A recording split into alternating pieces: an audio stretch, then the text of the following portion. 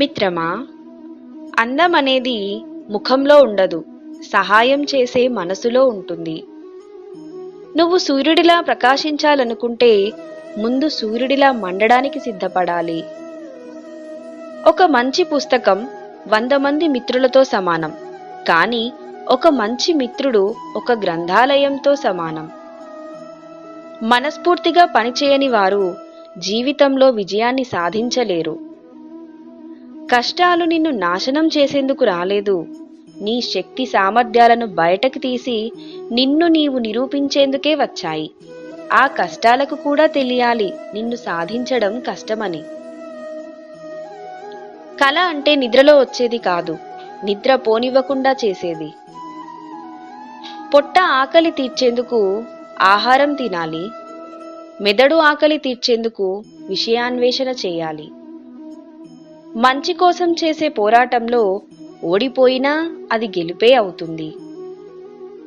ప్రతి టీచరు ఒకప్పుడు విద్యార్థే, ప్రతి విజేత ఒకప్పుడు ఓడినవాడే, ప్రతి నిపుణుడు ఒకప్పుడు ప్రారంభికుడే. కానీ అందరూ దాటి వచ్చింది నేర్చుకోవడం అనే వారధినే.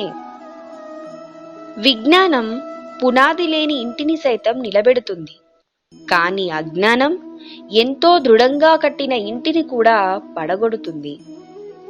సక్సెస్ అంటే నీ సంతకం ఆటోగ్రాఫ్గా మారడమే.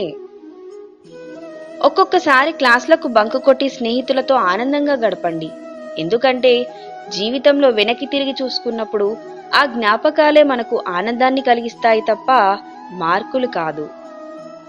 వర్షం వస్తే పక్షులన్నీ వాటి వాటి గూళ్ళలో దాక్కుంటాయి, కానీ గ్రద్ద మాత్రం వానకు అందనంత దూరంలో మేఘాలపైన ఎగురుతూ ఉంటుంది. నీ విజయానికి అడ్డుకునేది నీలోని ప్రతికూల ఆలోచనలే. క్రింద పడ్డామని ప్రయత్నం ఆపితే చేసే పనిలో ఎన్నటికీ విజయం సాధించలేము.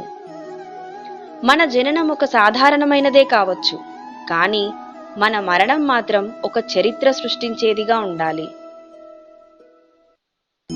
ఇతరులను ఓడించడం సులువే, కానీ ఇతరులను గెలవడం కష్టం. బాధ కలిగినప్పుడు కన్నీటిని వదిలే బదులు ఆ కన్నీటికి కారణమైన వారిని వదిలేయడం ఉత్తమం. నువ్వెప్పుడూ జ్ఞానం అనే సముద్రంలో ముత్యంలా మెరవాలి. పూర్తి అంకిత భావం అంటే పూర్తిగా కష్టపడడం కాదు, అది పూర్తిగా నిమగ్నం అవడం. ప్రపంచాన్ని నువ్వు చూడడం కాదు, ప్రపంచమే నిన్ను చూడాలి.